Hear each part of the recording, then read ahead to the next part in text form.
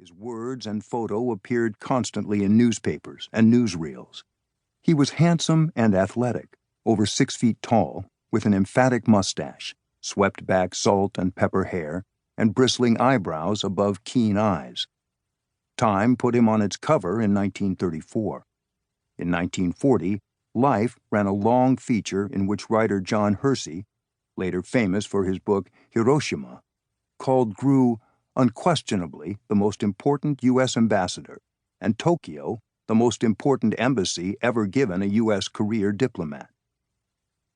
Grew spent 10 years trying to preserve peace amidst assassinations, nationalist fanaticism, and plots to overthrow the government as Japan's rabid press stoked war fever and the swaggering Japanese military provoked international crises. After each fresh typhoon, Grew tried to find some way to rebuild diplomatic relations. Now, sailing home, he comforted himself with the knowledge that he had never stopped trying to halt or at least slow down the momentum toward war. Mere hours before bombs hit Pearl Harbor, he had driven to the home of the Japanese foreign minister at midnight, with a last-minute appeal from President Roosevelt to Emperor Hirohito. "I worked for peace up to the end," Grew wrote. During his 6 months of internment, he reviewed the past decade, especially the last year. He re-examined his diary and the dispatches to and from the State Department. He reread his correspondence with Roosevelt, whom he had known since their days at Groton and Harvard. He had sometimes guessed wrong, misread situations, made mistakes, but he had always been willing to correct misperceptions or flawed assumptions. Had he missed something that might have altered events? As always, he did his thinking through his fingertips, tapping away on his Corona typewriter. What came out was a thick document that recounted Japan's rash belligerence and the replacement of civilian government with unrestrained military ambition.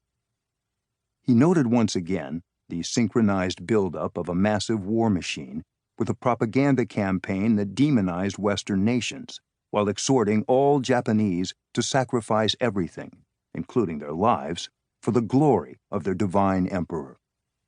He summarized meetings with Japan's foreign ministers and prime ministers, the constant attempts to find terms agreeable to both nations. He described how Japan's militarist leaders had sabotaged every prospect for peace. But the Japanese weren't the sole cause of the frustration marbling this document. He also cataloged what he considered missteps by the White House and the State Department, lost opportunities to avert or delay tragedy. The State Department had often ignored his reports and rejected his recommendations, especially his urgent plea in the fall of 1941 for President Roosevelt to accept the invitation of Japan's Prime Minister, Prince Konoye Fumimaro, to meet somewhere in the Pacific for a last-ditch attempt to prevent war. Grew cited telegrams sent to Roosevelt and Secretary of State Cordell Hull, warning that the American government was gravely misreading the mood in Japan. "Japan may go all out in a do-or-die effort, actually risking national harakiri," he cabled on November 3rd, 5 weeks before Pearl Harbor. "Armed conflict with the United States," he added, "might come with dangerous and dramatic suddenness." The next day he wrote in his diary, "That important telegram is on the record for all time."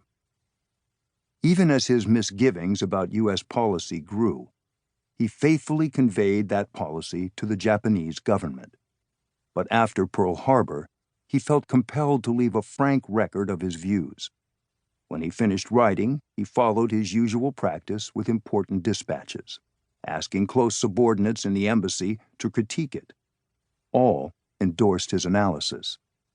He thought of it as his final report from Tokyo and intended to deliver it to President Roosevelt and Secretary Hull as soon as he reached America.